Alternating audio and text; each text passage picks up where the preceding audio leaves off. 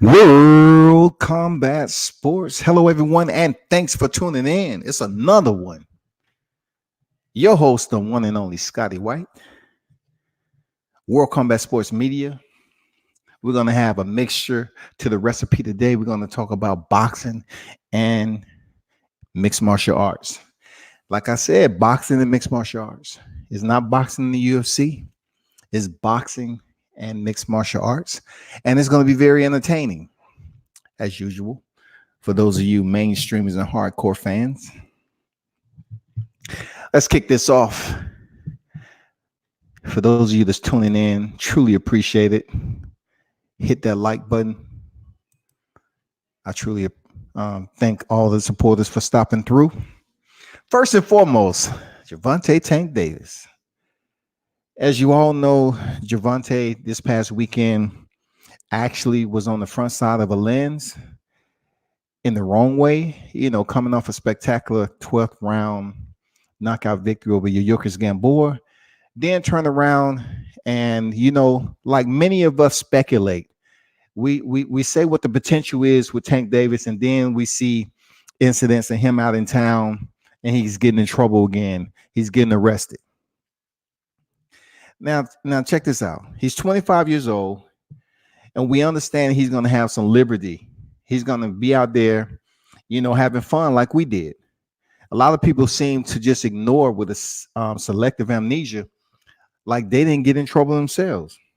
But Gervonta Tank Davis is a boxing superstar, and when you're in the limelight and you have a halo wherever you go, it's going to only scrutinize it that much more. And what he did was walking up on what we understand to be his baby's mother, or the mother of his child, and proceeded to attention grab the front collar and snatch her up real aggressively and walk her out. Now, I'm not the one to sit up here and prognosticate what happened when they actually stepped outside of the view of the cameras, but snatching up a woman in public as a combat sports pugilist is not a good look, period. It would never be a good look. It doesn't matter if that female was a fighter and her record was 8-0. If Gervonta, sitting the way he is, 3-time world champion, being a man, and step up there and damn near horse collar the chick and snatched her out the chair and walked her to the back, people are still going to scoff. They're going to frown upon it. They're going to denigrate you in the media. They're going to basically have something to say, period, because they always feel like a woman is less, dominant than that of a man. And that's not always true. But what he did wasn't smart. What Gervonta Davis did was absolutely foolish. I don't care how pissed off you were. It's a lot of speculation that, he's the one footing the money trail, providing a place for him and his daughter. For his daughter and the baby mother to live. I get it. That's the Hollywood life. You know what I'm saying? Like, babies do happen. They may not be planned, but they do happen. So if Gervonta's up here believing that, hey, I can go out here and talk to Floyd's ex, and you ain't gonna be able to come out here and do whatever she was doing, we really don't know the fine details. We don't know if she was supposed to be somewhere else. We don't know if she was there with another man, or whatever the case. It looked bad all the way around for Tank Davis, being the heavy hitter that he is, to snatch the woman up like that and walk her to the back. I know a lot of people are gonna take sympathy because that is the mother of his child, but we really don't know what exactly led up to that. And we don't know any other details. At least I don't know. The details may be out in his inner circle, but we truly don't know what led up. Was she supposed to be with the baby? Because in that lifestyle they live in affluency, the nanny is quick to take care of the kid. I don't know if she told Tank that she was gonna be at home chilling with the kid. He's good, and then somebody gave him word, hey, she over here at a celebrity game or whatever the case, and he pulled up on her, snatched out the chair, and almost dog walked her back to the back. I've seen it before. I'm not gonna get on the mic and kind of vilipend this as if it's nothing. It's a big deal. It happens all the time in combat sports with fighters. They have domestic problems. They're the ones who's getting punched in the head. But still, there's no reason for you to go out here when you're knowing the lens is on you and you're a public figure, a celebrity, and snatch a woman up the way he did. And I understand to the left and right of the opinions. Some are saying, well, it wasn't that bad. He just grabbed her by the collar and took her out. And then the other people's like, he should have known better than that. He's a professional fighter on an elite level. He should have known better. He should have used better judgment than what he did. He's trying to highlight his name amongst the ranks of the top tier fighters. And we all know we live in a biased world, but it'd be much more difficult for a black fighter to put his name in the stratosphere, to do no wrong when he keep having incidents like this. It's not as easy for him to go out here and win over the fans just from stepping in the ring, but yet when you outside of it, you constantly in trouble. And we've seen it throughout. You cannot sit up here and blame Gervonta Tank Davis for being around Adrian Broner as the reason why he's doing what he's doing. He's 25 years old. He's a grown man. Period. Gervonta Davis is a grown man. He knows what's right from wrong. The man can fight. He's a savage in the ring. He's one of the best boxers out there right now. So for him to trail it to the front row seats and snatch his female up, I mean, it's going to be repercussions behind that. So March 3rd is his arraignment. Now, we've seen this happen. And of course, I'm going to give you some references. Of course. Conor McGregor going to be the first one. Conor McGregor is out here smashing phones, throwing a dolly at a truck with his teammates, and Glass, actually injured two of his compeers. He's out here punching old men in a local pub. The man has been around doing some crazy things and he ain't locked up. So don't y'all even think Gervonta Davis is getting locked up for what he did. You know what I'm saying? Like all of Conor McGregor's incidents, him jumping over the Bellator ring, him having a melee with Khabib Nurmagomedov, those were against males. You know what I'm saying? Against males.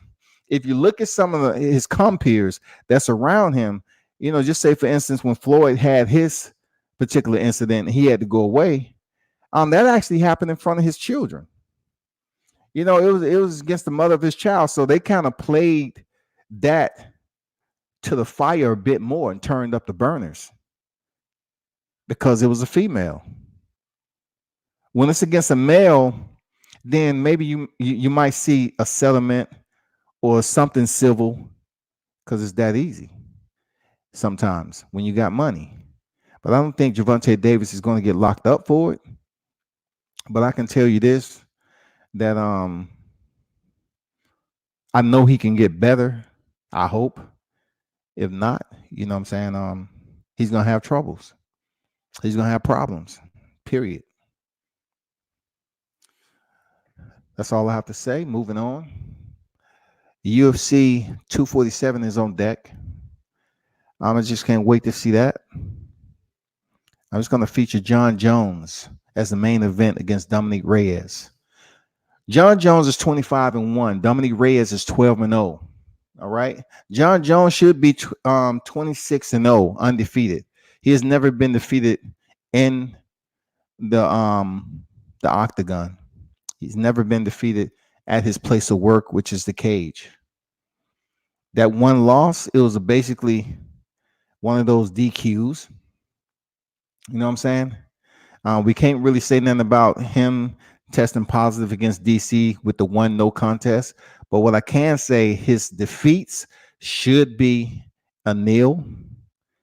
You know what I'm saying? It should be absolutely unblemished because he was just murdering Matt Hamill with 1,000 elbows before he landed a 12-6 elbow, and the ref called the break. And Matt Hamill couldn't continue. Hamill couldn't continue because he was beat up. Point blank, period. There's no way around that. Hamill was done. He was bludgeoned. There was a lot going on in that fight where John Jones was just dominating this guy.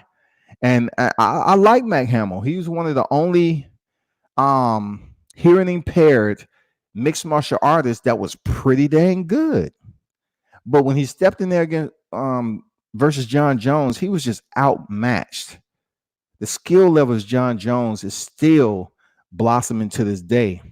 He is a talent to watch. He's one of the most elite fighters and considered the GOAT of mixed martial arts in a way. So he's facing Dominick Reyes, was a previous football player, turned mixed martial artist. He's been on a pretty decent streak, y'all. So let me take you through John Jones' resume, his credentials, his body of work, his fighting ledger. John Jones is 6'4". Let it be known he's training out of Jackson Wink MMA. Jackson Wink, if you don't know, you know. Head coach Greg Jackson, he's been around. He's trained some champion fighters. Absolutely. John Jones is on the current win streak of 16 fights, y'all. He isn't playing. I just want to take you from top to bottom of his resume. And for those of you that follow mixed martial arts, you understand what I'm talking about. He's just coming off a decision victory over Thiago Santos, who tore his PCL, ACL, MCL. I mean, the toughness in Thiago Santos, I was like, no way. Can he give John Jones anything? You know, he had a record of 21-6 at the time. I was like, there's no way he's going to be able to stand. And he did just that. And John Jones was really showing how surgical he is by allowing fighters, when they progress forward, he cuts them off with that low level thigh kick, you know, that mid-level thigh kick that he gives. He really, you know, that kick is really done in a way that catch the opponent coming forward. And what John Jones do is basically forces the joint in the opposite direction, which you know is going to cause pain and probably injury if he's able to kick it a certain way. And that's a move they haven't banned yet.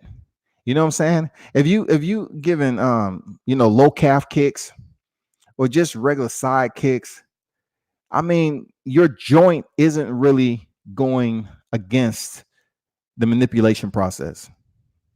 If you kick somebody in the side, in the rib cage, in the head, or so forth from the side, fighters have been known to digest them differently, and some get knocked out.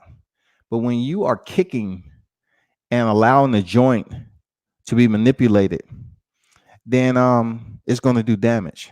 Just like submissions, arm bars, the joint isn't made to bend backwards. So that's one of John Jones' strong points. But shout out to Thiago Santos, man. He really gave him a hell of a fight, man. Anthony Smith was in the UFC before, man. And he went on a losing streak and he ended up having to leave. He left the UFC to just get his shit together, basically. You know, Anthony Smith had to leave because, you know, it required him to go back in redevelopment and rehome his skills. You know, these fighters have to go to certain gyms. Some of them don't have the money. You know, it's a lot of variables that play into mixed martial artists. Because in MMA, in my opinion, they don't get paid enough for the rigors of what they have to go through in the cage. Period. So Anthony Smith came back to the UFC and had a pretty decent win streak. I'm not gonna lie. Anthony Smith, man, I like how he came back. He's one of those low-key, geeky-looking guys that'll F you up. Like, he don't talk a whole lot. It was one of the most boringest lead up between him and John Jones, but he was able to go the distance. And what I respect about Anthony Smith, what I respect about this guy, is the fact that John Jones landed an illegal knee during their bout, and Anthony Smith did not take the easy way out and just waddle on his back and call foul and say, "Ooh, ouch, I can't continue." And then it would have went to the scorecards again, or I mean, it would have be considered a DQ, and Anthony Smith would have won the title.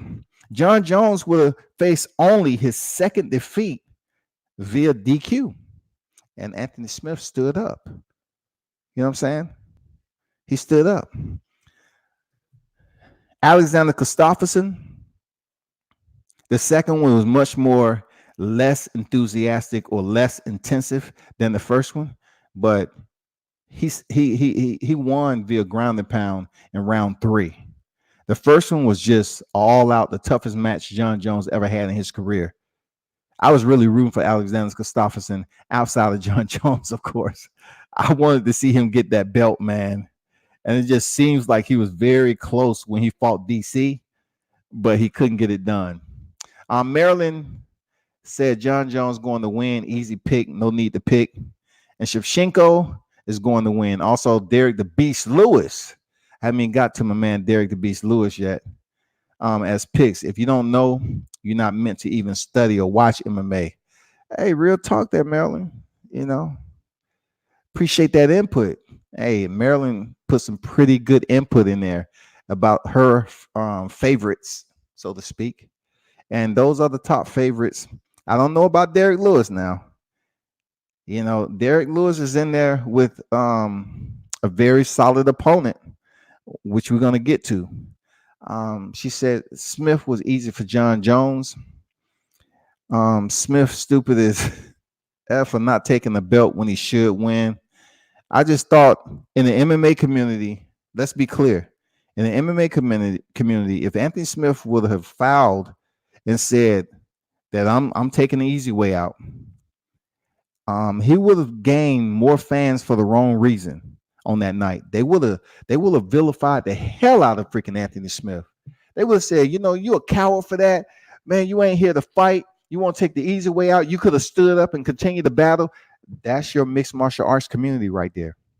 They're very, very sensitive individuals.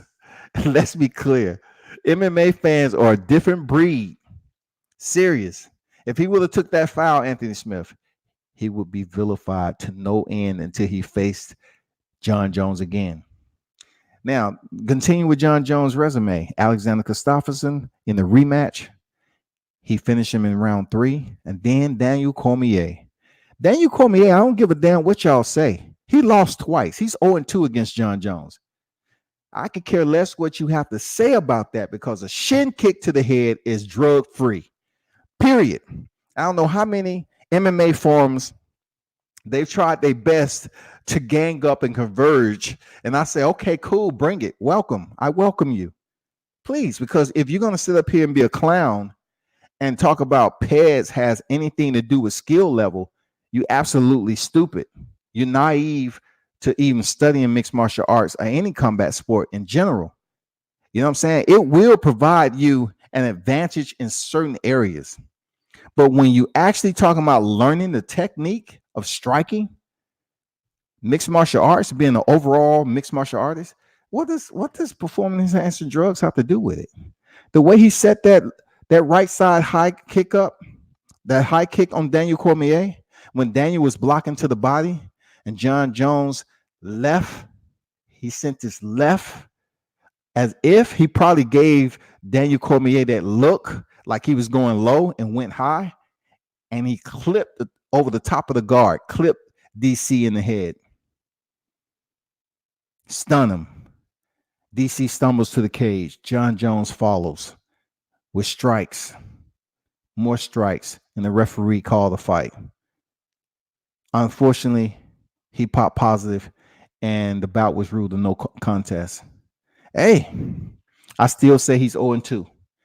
But DC is an absolute beast and a legend in the sport. Unfortunately, When John Jones came back, all the fans that was with DC revisit where they was in the first place. They went right back to John Jones. Okay. Next was Ovin St. Preux. And OSP at one point in time, he was considered a legitimate rising star to do damage in that division, the light heavyweight division. And somehow I'm not sure if it's cardio or him not working to develop his game, to evolve his game, but he faced some losses which I think he should have won. You know what I'm saying? He really should have. That Anthony Rumble Johnson fight was freaking canceled. I really wanted to see Anthony Rumble Johnson in there with John Jones. That would have been a good fight. Now, I have my say so about Anthony Rumble Johnson. After seeing him tap twice to the same submission in Daniel Cormier, a lot of people will say that he's easy to surrender. You know what I'm saying? He's easy to look for abort the mission. And then he fought Daniel Cormier the first time, and he won via decision. Very solid fight. Then you go down to Glover Teixeira, unanimous decision. The first bout between Alexander Gustafsson and John Jones was one of John Jones' toughest fights. That was the decision. John Jones wasn't knocking people out, okay? But he was going in there and delivering a technical mastery of his skill set. He is an assassin when it comes to striking.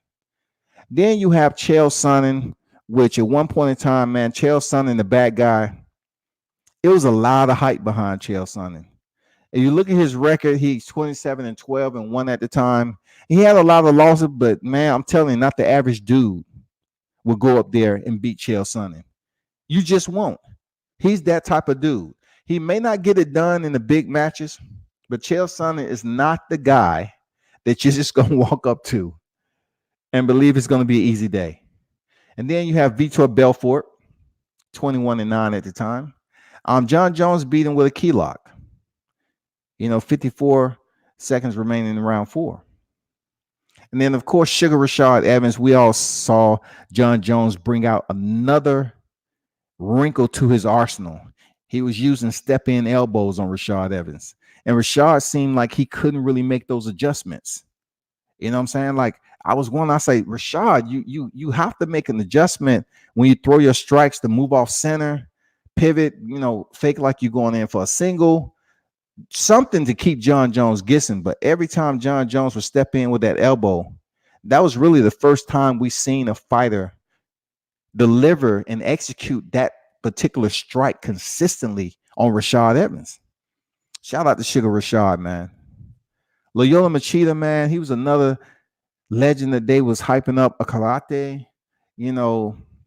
striker. I mean, Loyola Machida, man, that's why I like my energy in guessing these fighters. I felt that he would rise with the right opponent stylistically, but when they was able to figure him out with that wide stance, like Stephen Wonderboy Thompson, both of them had that wide stance, he would be vulnerable once the fight was in close range, up against the cage, pressing him. And that's what John Jones did. He pressed him up against the cage, took his range away. You know what I'm saying? Zapped that energy, made Loyola Machida work in a position he wasn't comfortable with. And when we all seen it, he put him in a frontside guillotine, man. And when the ref called it, John Jones just dropped him like an Idaho sack of potatoes in round 2. Quentin Rampage Jackson. I had the opportunity to see Rampage fight overseas, man. I'm telling you, his Japanese fan base is just absolutely amazing. They look at Rampage like one of the gods over there, man. But Rampage went in there, and he was known not to have too much of a ground game ever. He was just a stand-up striker, pretty decent with takedown defense, but he had power in his hands. And John Jones was able to sub him with an RNC in the 4th round. Mauricio Hua, another legend that was over at the Pride. He finished him in round 3, punches and knees. Then Ryan Bader, he was supposed to be the next big thing. He finished Ryan Bader in round 2, but the the presser was good, very exciting. A lot of trash talking back and forth between Ryan Bader and John Jones. And John Jones went out there and subbed him, man, with a guillotine choke in 2 rounds. And that's about it on that part of the spectrum. Let's go to Dominick Reyes. Dominick Reyes is currently undefeated 12-0. Height-wise, these two level out really nicely. Both of them are on paper 6'4", even across the board. All right. He's training just basic kickboxing and wrestling. It's a lot that could be said about that, man. You know what I'm saying? This kickboxing and wrestling. It's good to have a wrestling background, but have you won any nationals? You know what I'm saying? That's what they look at. Are you just a basic wrestler? High school, college? What's your wrestling pedigree? Anyway, nicknamed the Devastator. All right. So looking at Dominick Reyes' rise, it's just recently been, under the magnifying glass. And I really don't know why, fight fans. I don't know why he's going to get recognition for stopping Chris Weidman. Chris Weidman, even though he's one of the only fighters to walk to the cage draped in the nation's colors, he has been proven to get knocked out. We've seen him get knocked out by Yoel Romero. We've seen him go in there and face adversity with Luke Rockhold. We've seen Chris Weidman in this position before. So I really don't know why people would say, oh, Dominick Reyes is the next. He's the next big thing. He knocked out Chris Weidman with a straight left. Man, come on. Chris Weidman has been slept before. He's a good dude, but his skill set remains, it remains under the light for the wrong reason. Like, it remains undeveloped to fight with these contenders that's in his division. Volkan Ozdemir. You know who shut down Volkan Ozdemir? Let's be honest. Volkan Ozdemir at the time was 15-3. Look on his record. We know who shut him down. Wasn't Volkan Ozdemir the same one who went in there against Derek the Beast Lewis? Wasn't he? Wasn't he the same one that went in there against freaking Daniel Cormier? Daniel Cormier was the first one to stop him. You know what I'm saying? Shut down the hype. And then he went in there against Anthony Smith, RNC sub, round 3. Then, of course, he faced Dominick Reyes and lost via split decision. Listen what I just gave you. Listen, Volkan Ozdemir was stopped by DC, and he was stopped by Anthony Smith. But Dominick Reyes went to a split decision with Volkan Ozdemir. So you're trying to tell me he's ready for John Jones, who has shut down DC, which out of the 3, out of the trifecta that I just mentioned, John Jones' toughest competition, in my opinion, was DC at the time, due to DC's boxing and his wrestling. And John Jones shut him down twice. But Dominick Reyes go to distance with Volkan Ozdemir. Anyway, moving on. OSP, like I told you before, he has a win. Dominick Reyes has a win over OSP. And then Gerard Cannonier. He was the big hype, man. He was 10-3 at the time. It was so much hype behind Cannonier until once again he faced someone that can exploit what he needed to work in. Just like you see these fighters like Derek Brunson. Derek Brunson had to improve the way he go about delivering his strikes, because Derek Brunson, he just charges in, man, and get clipped on the chin.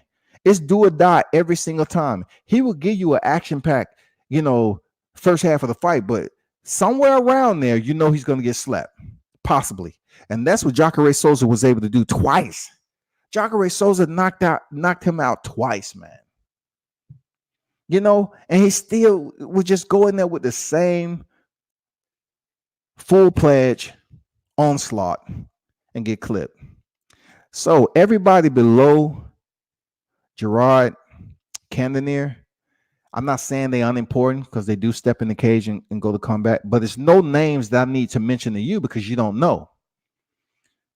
How I see this fight going, Dominick Reyes believes that just because he's kind of leveled out on height with John Jones, he has said that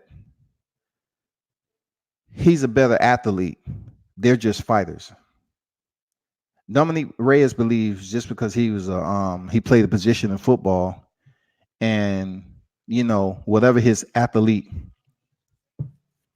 credentials has him praised that, he feels that he would have the advantage in going in there with John Jones. But I'm not sure where Dominick Reyes is getting this load of confidence, man, because he is in there with the guy who processes data. John Jones forces his opponents to give him data. He sends out the ping. For those of you computer geeks, and I was in computers for a while, but those of you that understand how the communication process over a freaking network, John Jones will send out a ping, packet internet groping. That's basically when IP pings the distant end, and then you get a reply, which is TTL, time to live. All right. I don't want to get too geeky on you. I know people, but I used to work with databases and everything. But anyway, John Jones would physically send out a ping to get a response out of his opponents.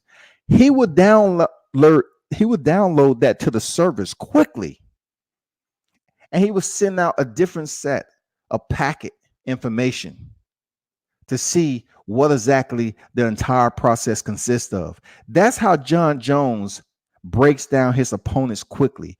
He is sending out for data. Once he receives that data from the reaction of his opponent, he then begins the overall picture of destruction. Once he understands that his opposition has the simplicity of reacting a certain way, which is easy for John Jones to delegate and counter or set up his offensive game plan, he sends that message out in the most brutal way possible. John Jones is consistent with sending out pings to his opponent and getting feedback from him. But when he digests the feedback, man, he comes to destroy. And I know you may be saying, well, guess what? He went the distance with Anthony Smith. He went the distance with Diego Santos. Even then, Anthony Smith has mad respect for John Jones, the way he fights, because John Jones has so many areas that he can attack you from. That's what makes him exciting. Like John Jones' striking ability is not predictable. Now, one thing you may see all the time is that front, that low thigh kick that he gives from the front side to stop his opponent's forward progress, right? That's not predictability because it's not anywhere that his opposition will kind of lean down and try to catch that kick. It's too quick. And if they did, they would probably get lit up with the right. He'd probably kick him in the head with his right. Easy. But he is an assassin, man, with his timing. Once he gets that data and processes it and routes it the way it needs to be, it becomes detrimental to the recipient at that point of what's going on. Now they're trying to see, oh man, what is this coming up? How is this? Ask Stephen Bonner. It's just been too many people that's been in there with John Jones that they believe that they was the better athlete. And the way he processes data and returns the response is amazing. It's beautiful to watch. What he did to DC It was a sensational education fight to watch if you was really paying attention to what he was doing when he was fighting those top tier athletes. Dominick Reyes, he has shown that he has power. Okay. He loves to use his straight left hand. Dominick Reyes loves to attack his opponent's lead foot. He loves it. You know, but one thing I'm telling you is it's predictable. He's caught OSP. He's caught Chris Weidman with the same straight left. If you look at his fights, when he attacks the left foot, hey, did I tell you one thing about his stance? When he's busy up here trying to, how you put it, you're trying to manipulate who has the more dominant position with the lead foot when you have a southpaw orthodox. And he really thrives on trying to make that a certain way. Like every time he goes out there and fight, he's busy attacking the low calf of the lead leg of his opponent to set up collective striking to attach with it. So if he kicks his opponent low, he may come in with a power strike, or he'll back off and let his opponent react, and then he'll counter with punches.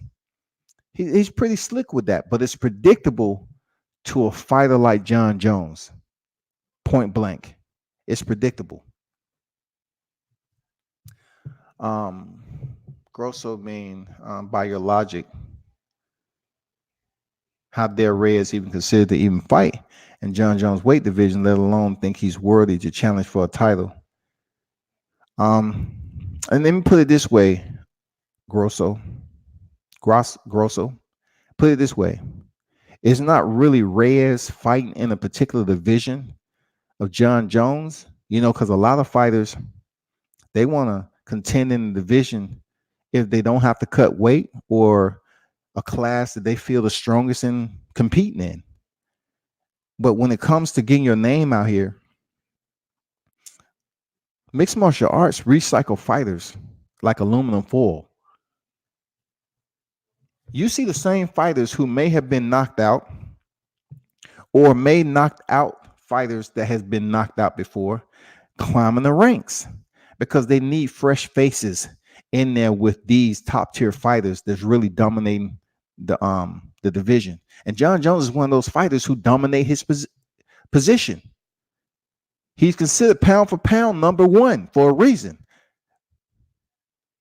Now that DC has lost the belts, he doesn't reside in number two anymore.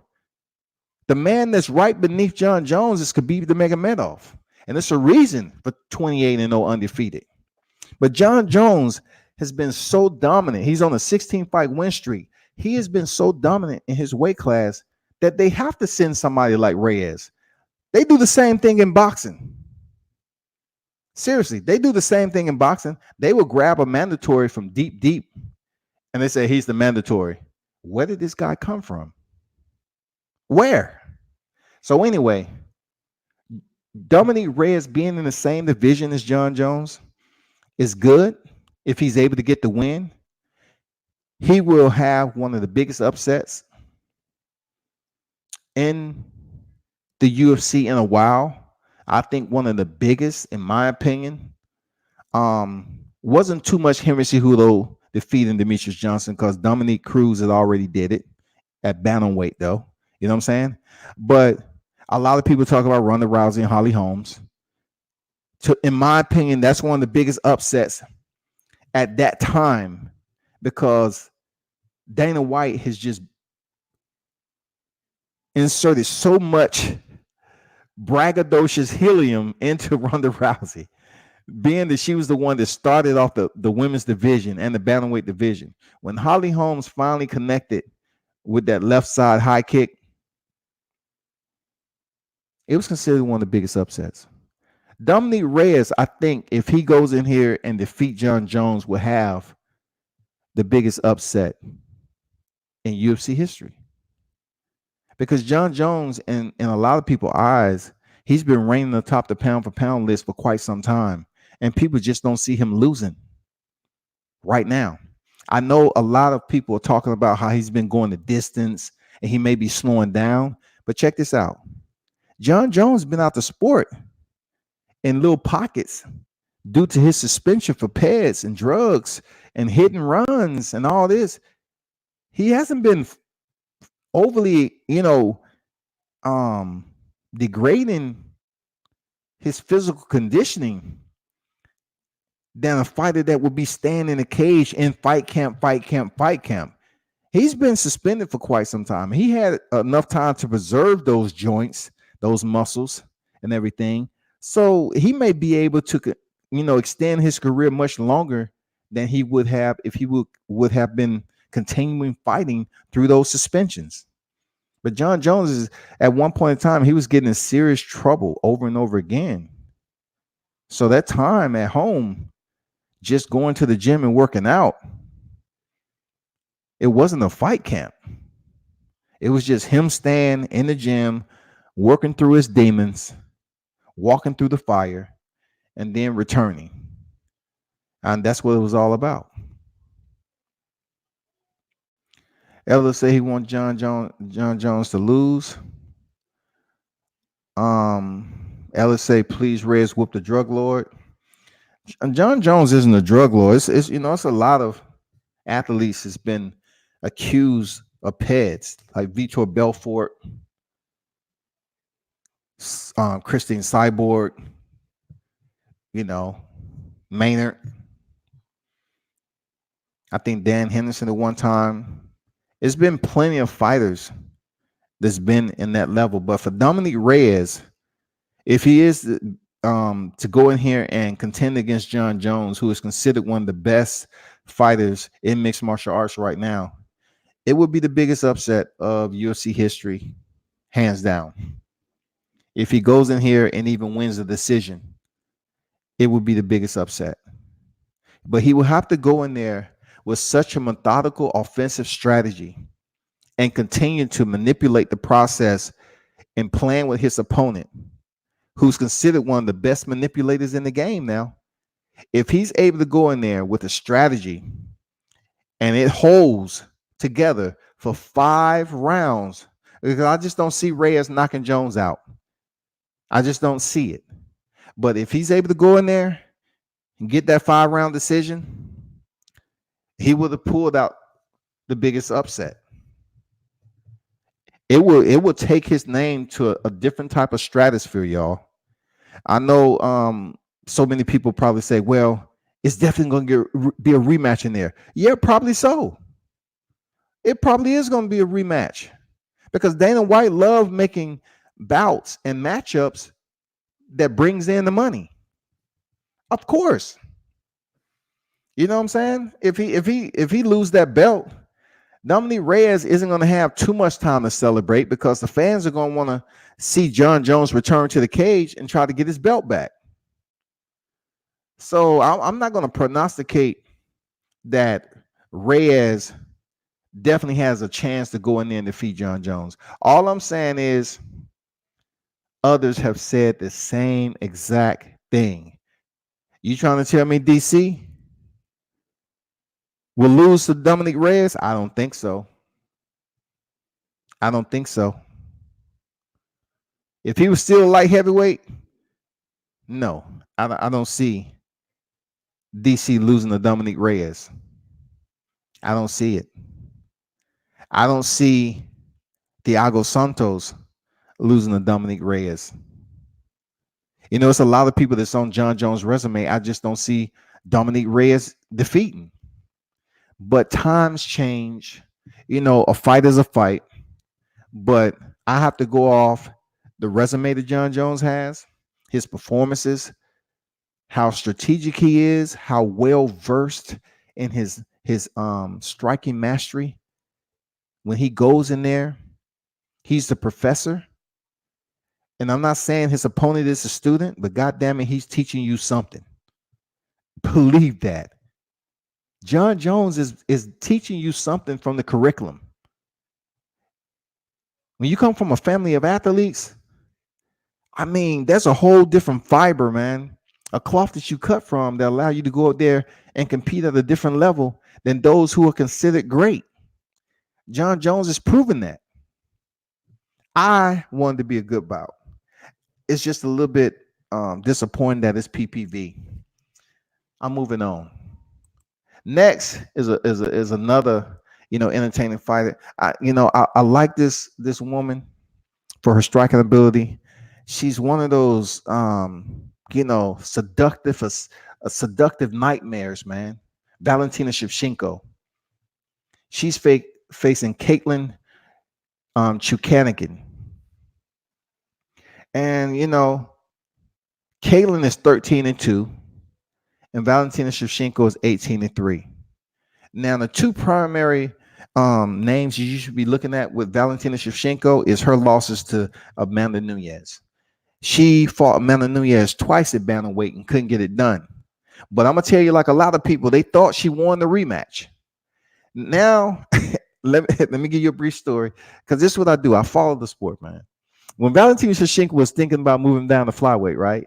Nico Montano had got blessed with a present. Nico Montano was his champion at the time when they first introduced the 125-pound division. Nico Montano was living in the light, doing interviews, signing autographs.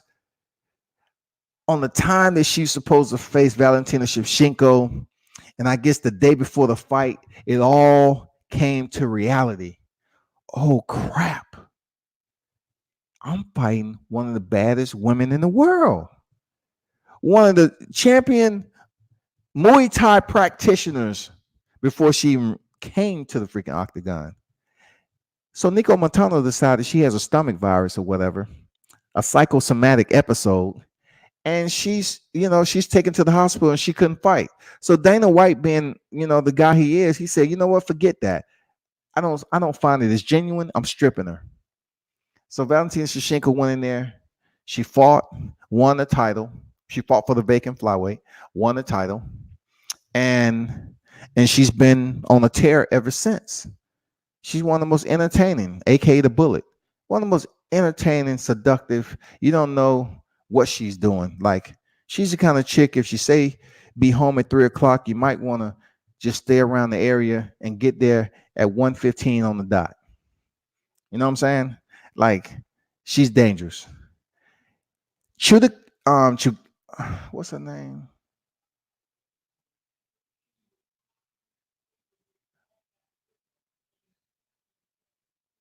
I want to say Chudikin, but that's not what I said the first time. Chudikin. I'm just gonna call it Chudikin, but she's one of those fighters who's coming to the table the same way as every other fighter did with Shevchenko. She believes she has the skill set to go in there and get it done.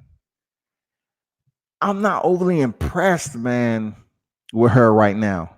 She has a little bit of height advantage on Valentina Shevchenko, but I'm not overly impressed with her all-around skill set, because what I can say about Shevchenko is her takedown defense is solid. Her kicks, as we've seen, the timing on them is the best Rolex you'll buy. Seriously, the best timepiece that you see in there with her kicks is just amazing. Her fast twitch fibers is just unbelievable and to be respected. The way she went in there and closed out Jessica Eye with a left kick to the forehead, it was absolutely brutal. Kathleen has her work cut out. She's going to have to be extremely smart in there with Shevchenko. Shevchenko is on a whole nother level when it comes to striking. An entirely different level. You see Joanna Jędrzejczyk go in there and strike, but Valentina Shevchenko is a whole different level of female striker, especially at the 125-pound division. If she want to go down to the ground, she can go down to the ground. She's solid. Or if she want to keep it standing, she can.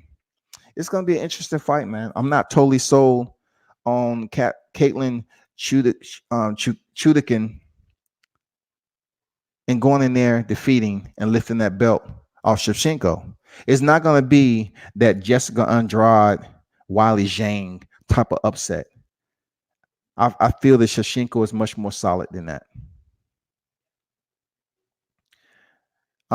Grosso said no mere human deserves to fight John Jones because he's ascended to the god status. John's future opponents should be wild animals like rhinos and crocodiles. Now you trolling. I mean, I understand you putting a little bit of, anagrams in there and ad libs, but that's just way out there. And I can, if that's your imagination, okay, cool. We can laugh it up because my imagination is far off to the damn right and left sometime too. But polar bears, for real, I ain't never seen a human being win with a polar bear unless they was on the butt stock and they were squeezing off. Period. Ellis said, by the way, I don't hate John Jones, but if would be refreshing if he's magically lost. It don't have anything to do with hate. You have your opinion. Long as you don't come on here trolling and trying to get attention. I kind of keep it straight to the analytics of the fight game. That's it. You can wish your favorite fighter all you want. I've had people on here that if I go with somebody else, they go opposite. I know who those people are. I don't, it wouldn't shock me if they on here with a ghost account because YouTube allow people to do that. You can create a ghost account and come in here and troll people's freaking channels, and it's unproductive. Anyway, next heavyweight fight, Juan Adams going in there against Justin Tafa. And John Adams, his last fight, very big dude, man. He went in there and literally got smoked his last fight. I forgot the opponent he was in there with. But this is going to be a basic, both of these fighters have something to prove. I'm just going to move to Alir Latifi against Derek the Beast Lewis. Latifi is 14-7, and Derek Lewis is 22-7. Derek Lewis has came a long way in his fight game. He's always had the power, but Derek Lewis did not possess the stamina to be in there with the top tier quality opposition. He lacked the rounds, like the second and third round. He lacked the motor skills, the mechanics, the diesel fuel to power him through that. So he had to go back to the gym and work on his cardio. Also, he had to basically addition more angles and more collective strikes to his weaponry, man. You just can't go in there and think that you're in mixed martial arts and you're not going to be able to throw kicks and get away with it. So fighters start finding out the way to defeat Derek Lewis is keep pressure on him, get inside his range, stay close, take him down. And Derek Lewis was forced to learn his, go in there and put that mat time in. Because once you get taken down to the ground, you can't continue to getting subbed out because your opponent's going to go in there, go in for the shot, take you down, and work for a sub, period. But crazy enough, Derek Lewis was able to defeat some solid people when we didn't know. We didn't think he could do it. Like him defeating Volkan Ozdemir, I was like shocked. You know what I'm saying? Derek Lewis has had some tough opponents that I thought he was going to lose to, but he ended up winning. I also know that he had back problems. He said he's been working on that. That's been getting better. Latifi too. Latifi was on his way up, and that's another heavy-handed fighter. These fighters are not working on their all-around skill set. Now, what I can say about Latifi, though, is that he has better kicks than Derek Lewis. You know what I'm saying? The one thing to slow down a Mack truck is the wheels. So if Latifi want to start firing off those kicks, well, he's going to have to do it enough not to get countered. It's a counter to the kicks. And Derek Lewis has the power to drop anybody in the division. But does he have the cardio? Does he have the speed? Can he handle the power of Latifi? Both of these guys are heavy, heavy hitters. And guess what? I don't see it going the distance. I don't see it going the distance, period. Valentina Shevchenko, I see her winning. You know what I'm saying? And also I see John Jones retaining his belt. I see John Jones and Valentina Shevchenko retaining their titles. And that's my take on that. John Jones earns his 17th straight win. And, Valentina Shevchenko continued to climb into greatness. But the only thing about Shevchenko, Amanda Nunes don't look like she's losing anytime soon either. You know what I'm saying? Before I leave, I'm glad to see that Thug Rose Namajunas will be returning against Jessica Andrade, the one that defeated her, dumped her on her head, and took her title. For what I'm hearing, her mind is clear now, and she's going to be returning back to the cage, defeat Jessica Andrade. Andrade, whatever. And Jessica Andrade in her first defense, she was defeated by Wally Jane, and people were like, huh? A Brazilian? She got shut down that easy? She wasn't undefeated, but it's just the point that was her first title defense. And Jane just shut her down with her at her own game. Okay, moving on. Shout out to the Russell brothers, man, the first family of boxing, man.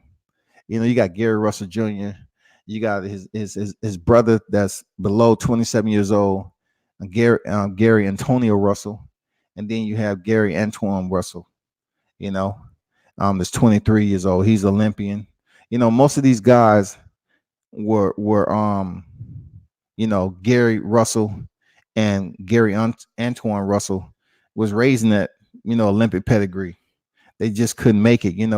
Gary Russell Jr., he couldn't make weight. You know what I'm saying? He had lost the first time, and then I guess he had won twice, but he really couldn't make the weight, and he was disqualified.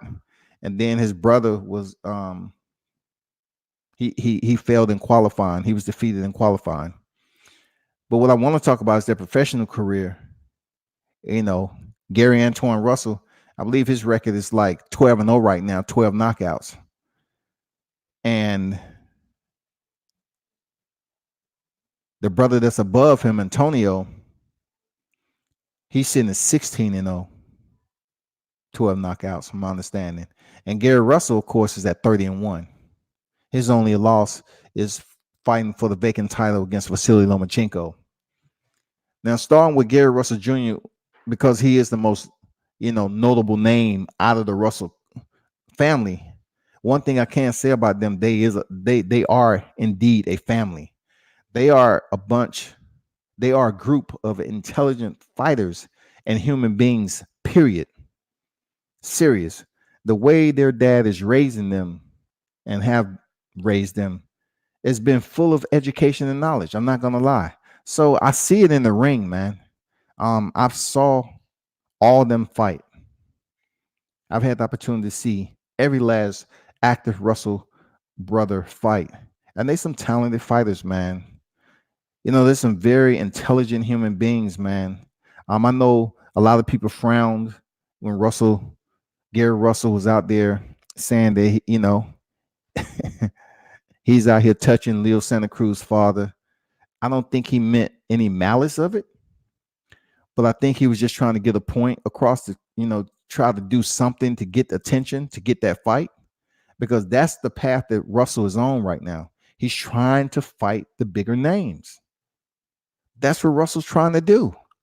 I mean, you can't blame him, but a lot of people's like, okay, why you was fighting once a year? And from what my understanding is, he had hand problems or what have you. But Gary Russell is probably the fastest fighter, the quickest fighter in the game. His hands are the fastest in the sport of boxing today. I'm not sure if there's another fighter out there that can put together combinations and then turn on the gas like Gary Russell does. He's amazing to watch, man. And if you look at his brother's fight, especially Antoine, the 23-year-old, all of them fight in different weight classes.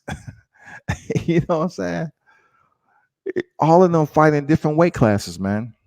And they're slowly working their way up through the ranks, especially Antonio and Anton Russell. Gary Russell, he'll definitely be out the sport before them. He's already a world champion. But he'll be out the sport and he'll be able to train and work with his brothers on the way up. But I have to give them a salute, man. I have to commend them brothers for not only being intelligent about the sport of boxing, but the knowledge that was delegated down from their father to them, and how woke these individuals are, is it deserves a salute. I'm not gonna lie to you. I commend them for who they are as people.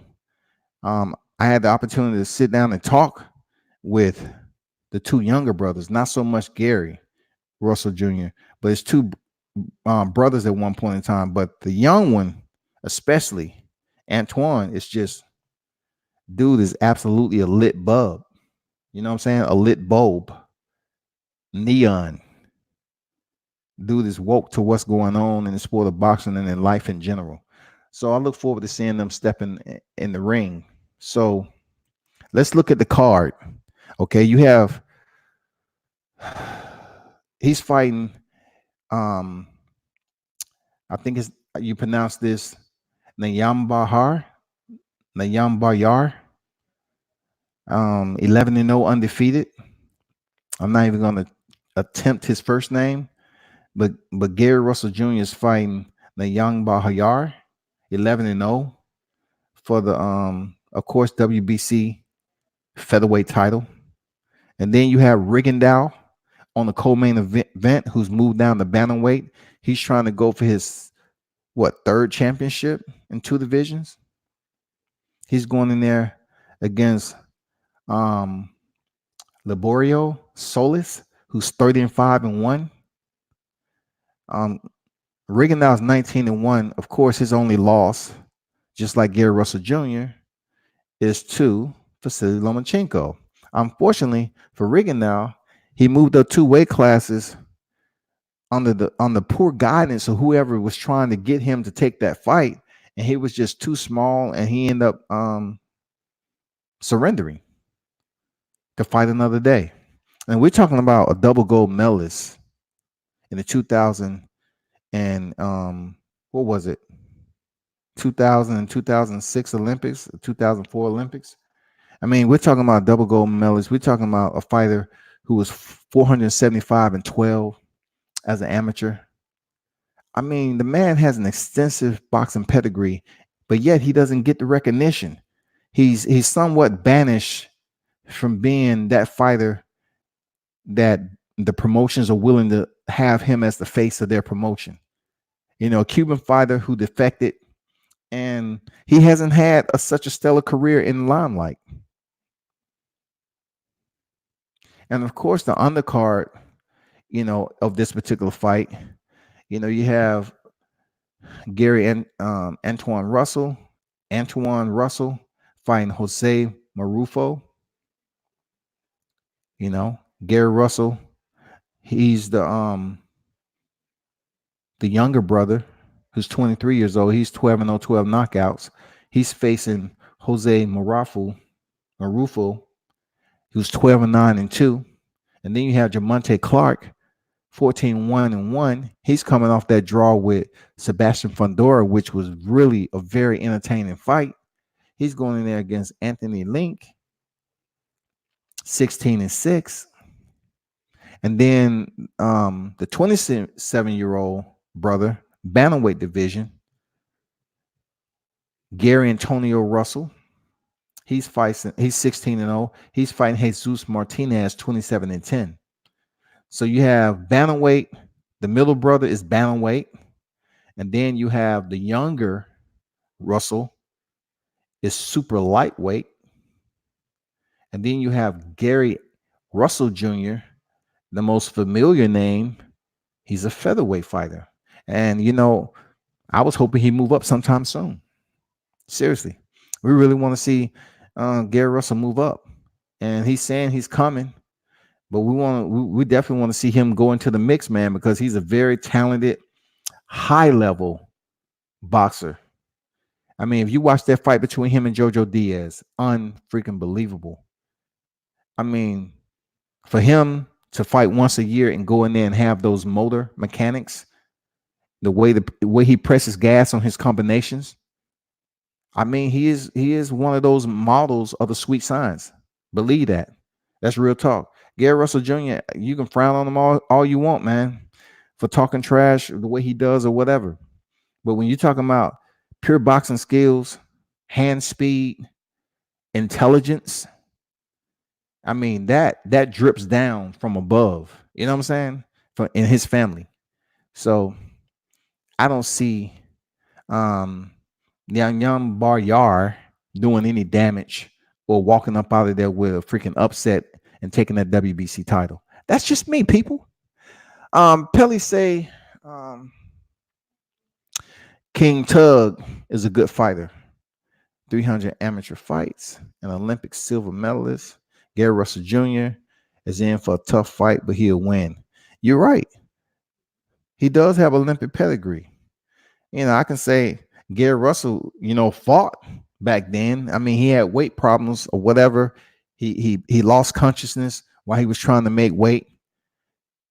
Yeah, you see these Olympians come up to the plate and they put on pretty decent performances, like Luke Campbell. Luke Campbell gave Vasily Lomachenko a pretty decent go.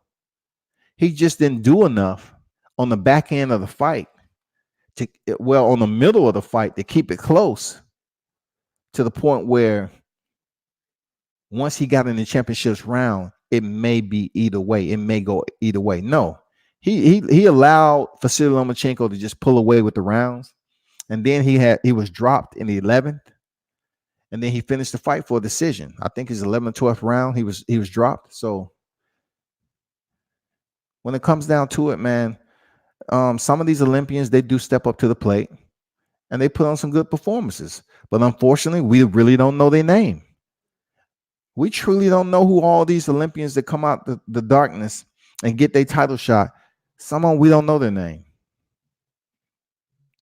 But I'm looking at Gary Russell to outwork this guy. Seriously. Grosso said Las Vegas odd makers has Zhang the favorite going into the Andrade fight.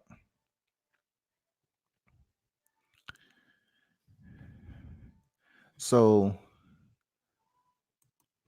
let me check something right quick. Because to my understanding,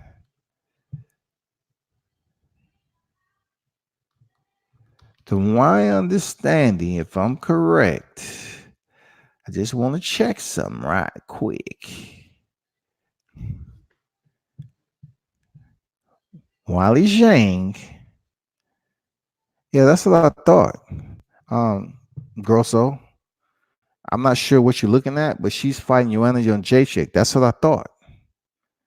Jessica Andrade next fight is who I said it was, Thug Rose Namajunas, which is not posted yet. But Joanna Jędrzejczyk is fighting March 7th against Wally Zhang for the title. I know it wasn't Jessica Andrade. She's not getting that title shot immediately because she was knocked out in the first round. So she has to go face Thug Rose Namajunas for a rematch. While Joanna Jędrzejczyk, the former champion, before she was defeated by Thug Rose Namajunas, she's stepping in there versus the new champion, Wally Zhang. So I'm not sure what Las Vegas odd makers you're talking about, but Wally Zhang is not facing Jessica Andrade anytime soon. They already fought.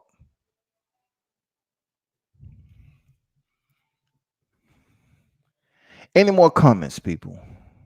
Please let it be known.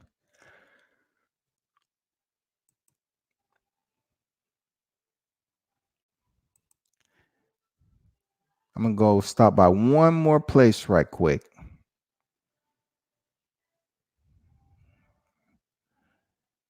Stop by one more place. I want to talk about my man Caleb Plant. A lot of people sleeping on Caleb Plant, man. Caleb Plant, one of the slickest fighters out there. Real talk. Caleb Plant is due to face Vincent Feigenboots. All right. And Feigenboots is a very strong fighter, man. You look at his highlights, He's a throwback. For some reason, I get the Rocky Marciano out of him. I kind of get um who else is that fight fit? I don't want to say Lamada. I don't want to. Let me see. Will it be Lamada? It might be. It might be Lamada. I get a little bit of Lamada out of Vincent Figan Boots. A little bit of Rocky Marciano, the way he fights. You know, he's a strong, go ahead pressure fighter. Um, I'm curious to see how his chin is going to hold up, and I'm curious to see if he land on Caleb Plant, how Caleb Plant will digest that power. But one thing I say about Plant, very crafty, smooth, slick fighter. I mean, you see him in person, his demeanor, cool, calm, collective. He already know what it is. Very, very unique fighter and talented. And he deserves to be where he at as champion. Figan Boots, if he goes in there and defeat Caleb Plant, of course, everyone will be saying, Figan Boots, Figan Boots, Figan Boots. Did you see what he did to Caleb Plant? He defeated Caleb Plant. A lot of people really haven't truly heard of this guy until now. But he is in no way, shape, or form a soft touch for Caleb Plant. Heck to the no. He's not the previous opponent that he fought. You can guarantee that.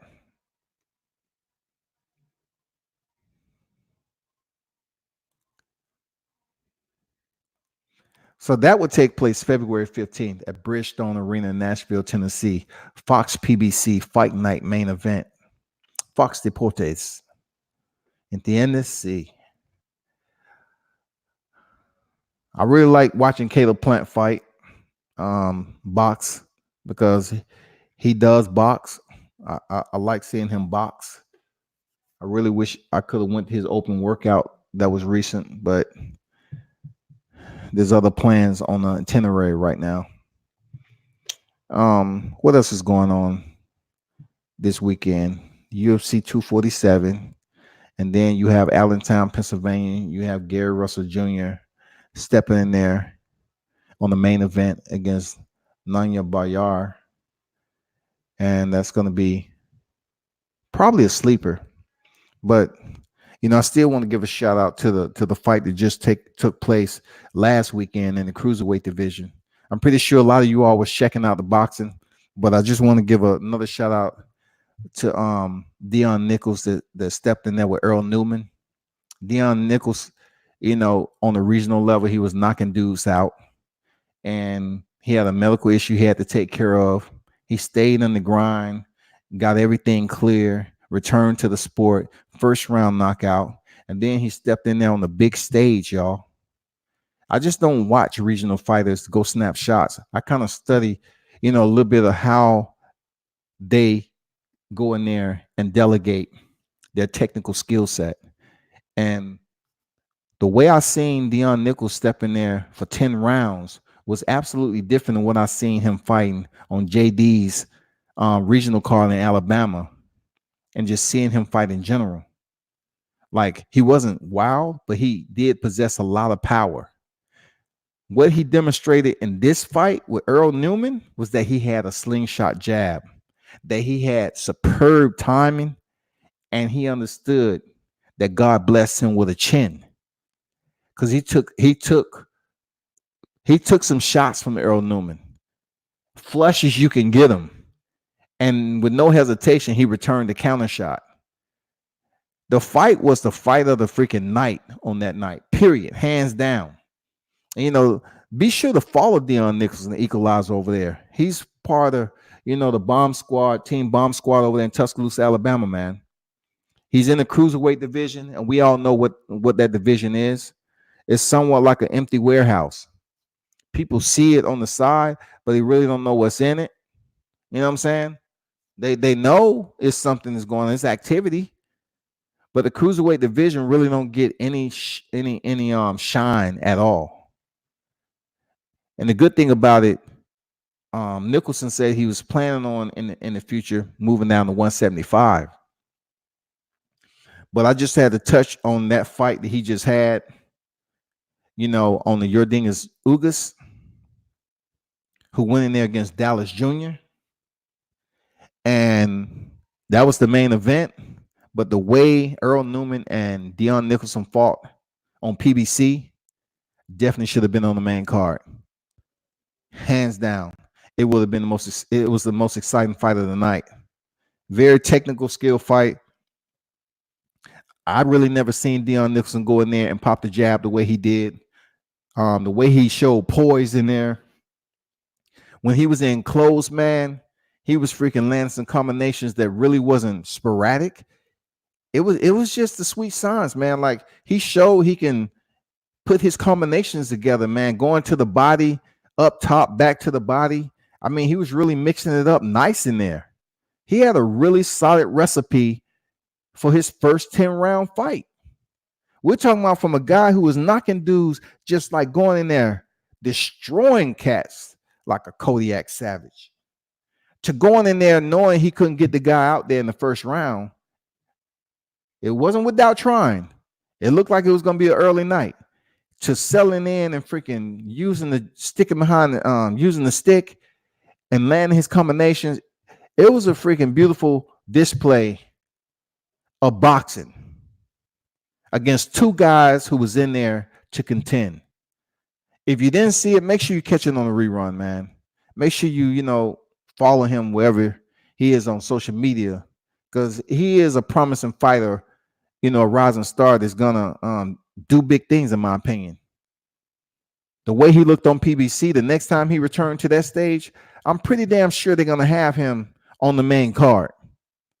When you get action like that from start to finish, and the fighters hopping around and in the 10th round, 10th and final round, they still going, they still energetic, they're gonna call them back to be on the main card. Believe that shit.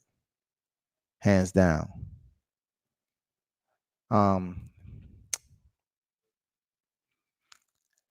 Grosso say, no, fam. I'm saying before Andrade fought Zhang, our makers had Zhang the favorite. Okay, let me see. Let me go. You're right. I'm just up here reading comments. You're right. You said had. You're right. That's my correction. I stand corrected. You're right. And Grosso said Gary Russell Jr. versus Tank Davis should be an easy fight for PBC to make. Who you like in that matchup?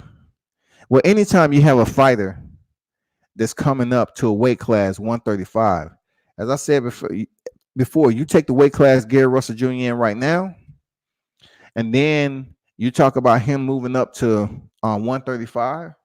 That's a lot. That's a lot to ask. Seriously. You asking a lot to say, well, Gary Russell Jr. hand speed will be the determining factor stepping in there with Tank Davis, who looks pretty good as far as his weight at 135. Because we all know when Tank is in between fights, he pick up weight pretty good. You know what I'm saying? You can't deny that. So Gary Russell, pretty much, he don't balloon up in weight, man. So if he's going to ever step up to 135, or with Tank saying he's going to, contend at 130, we have to see how that works. You know what I'm saying? Because, Gary Russell sitting at featherweight, and the next fight potentially will be Leo Santa Cruz and Gervonta Tank Davis at 135. Gary Russell going to have to do some chasing. Seriously. He's going to have to go up to junior lightweight if Tank decides to come down to junior lightweight, and if he's able to make the weight, to fight Gary Russell Jr. for that fight. And you know what, Grosso? That fight would be all attendance, all hands attendance. Gary Russell Jr. and Gervonta Davis, in my opinion, I think it will get much more attention than Gervonta Davis and Leo Santa Cruz. Even though a lot of people are going to attend Leo Santa Cruz fight with Gervonta, because they believe the volume puncher in Leo Santa Cruz, he ain't a knockout artist. But they're going to say, well, Tank Davis cardio. Leo Santa Cruz is going to take him into deep waters, blah, blah, blah. I'm telling you, Tank Davis might have had some rounds in between that he took off, but it's not gonna be. We just curious to see Leo Santa Cruz, can he take that punishment? And if he is, it's gonna be a good fight. But back to what your question was, I really can't call that right now. I mean, I cannot call it because the fight is so far away from being made. You know, Gary Russell Jr., if he's able to meet Tank at 130,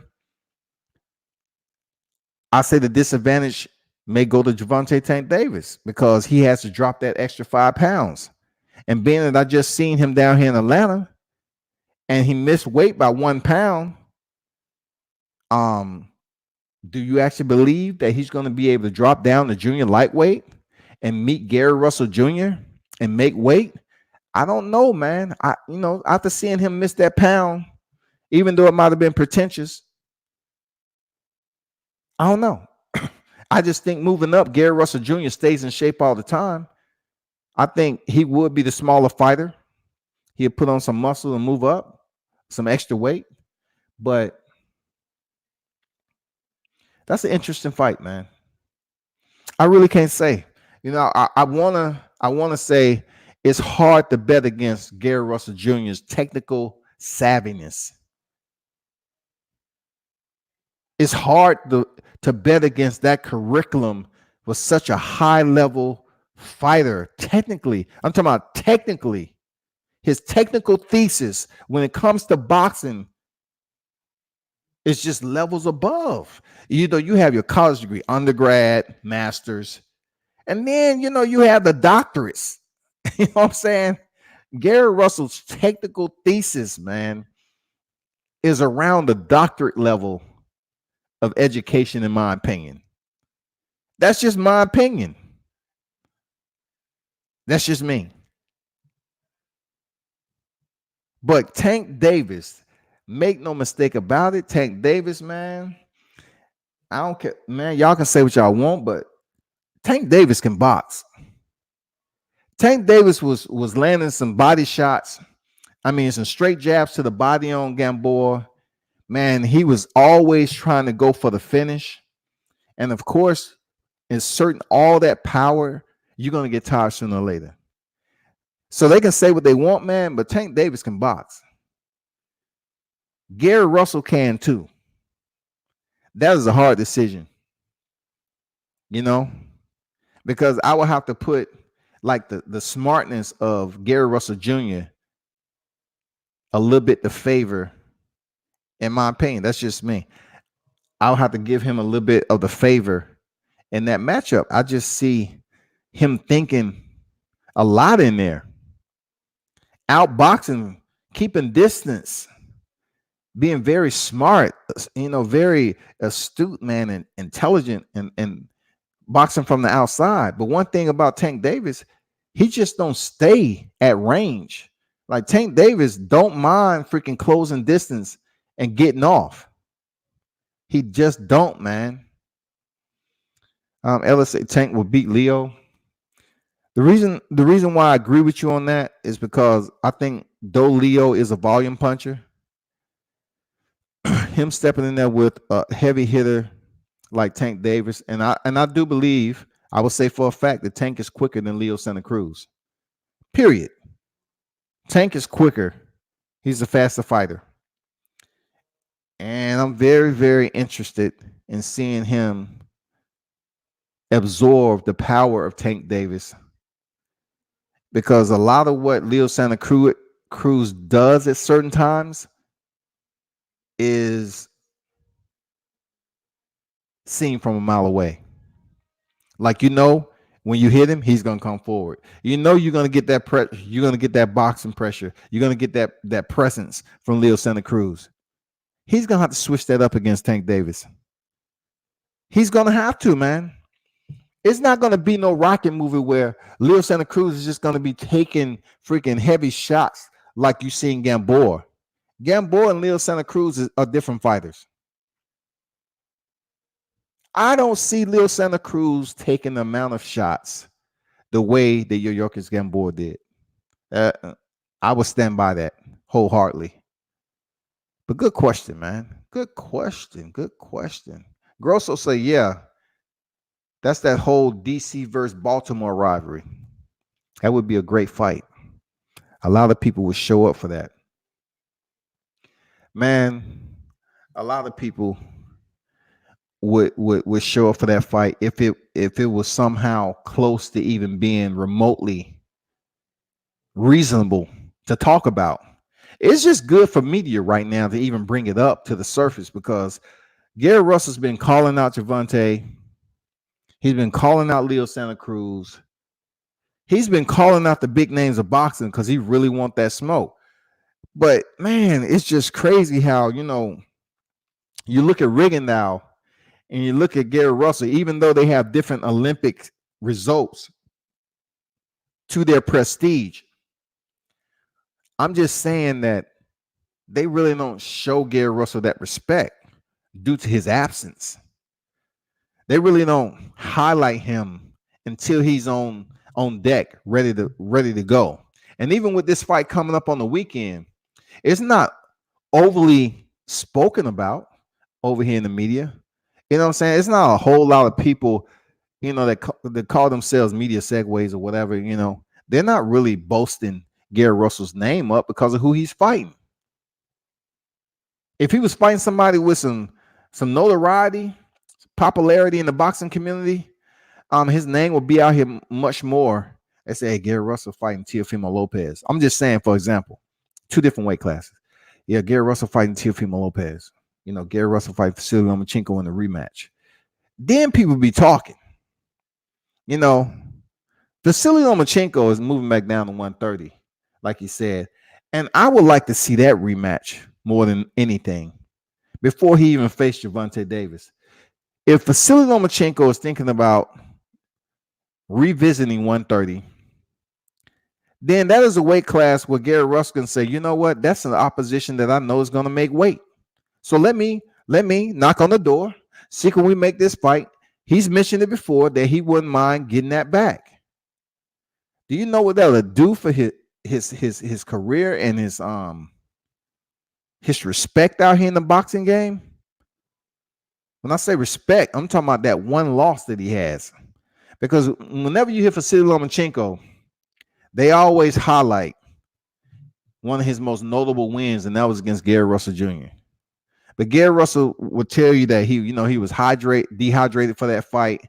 Everything. It's not excuses. It's just stuff that happens in boxing sometimes. But if he can step back in there for a rematch, man, god damn, he'll make a nice check off that. If he's able to revisit Vasily Lomachenko, y'all, that would absolutely be a highlight. That would be an attendance that you want to mark your calendar, a ticket you would like to purchase. Put everything else aside, call in the babysitters to go see that fight. And I really believe it'll be different. I really believe that fight, second time around, will be different for Gary Russell Jr. Because it seemed like to me that Vasily Lomachenko is slowing down. He's taking more punishment.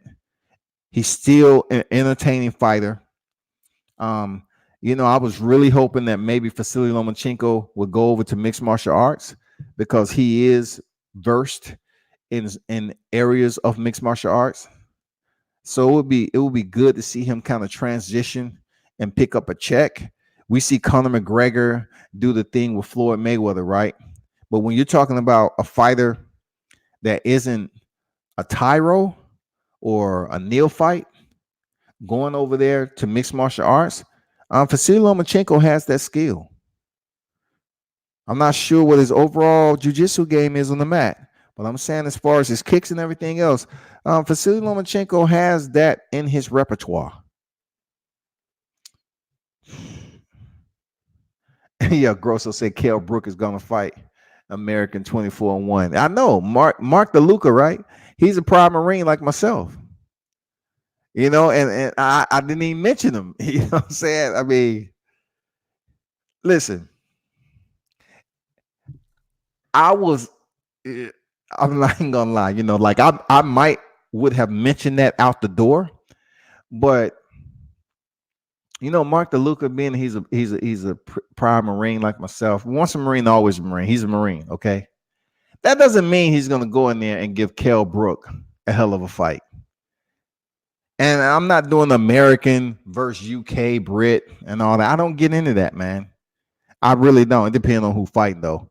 If it's is the heavyweight champion, then of course go in there and knock Joshua ass out. Go knock Tyson Fury out. All that. Dillian White, go clean up. You know what I'm saying? But when it comes to Kell Brook, in my opinion, still has some mileage on him, man. He still has some distance in boxing. I'm really curious to see what Mark DeLuca can do. I didn't study too much on this guy. I saw his open workout today. You go on my page, Facebook, World Combat Sports. Whenever Sky Sports posts the open workout or pressers, I put it on there. I am media. I am combat sports media. I know a lot of people will not entertain Sky Sports. They just want to stick with American boxing media. Cool. But I will post Sky Sports boxing, and those fighters is over there on World Combat Sports Facebook page, because it's very entertaining to watch some of those fighters, some of them. You know what I'm saying? And plus, their boxing commentary over there is hilarious sometimes. Them guys seem like they just have so much fun. I've actually had the opportunity to be in a media scrum with one of them. I'm not going to say his name. He's already at the top. There's no need for me to give him any more shine, but he attempted to intervene when I was standing there to speak with, and what's his name? Timothy Bradley. And I've been waiting for Timothy Bradley to just take a breath with this other media personnel that was beside me. So once he stopped, the guy you see all the time in Sky Sports that they call I forgot what they called him, the nickname. He intervened. I said, "No, hold up. I've been waiting here. Let me get this in right quick." So I could only ask Timothy Bradley one question because the other guy had took so much his time. But we wasn't in an actual media scrum and media day. We was just in the hallway of the hotel. But he was nice enough. He said, "Okay, go ahead." He was nice. He was cool. I will give him that. He was cool. I mean, I've seen him on several occasions, man. I have to say that he was professional.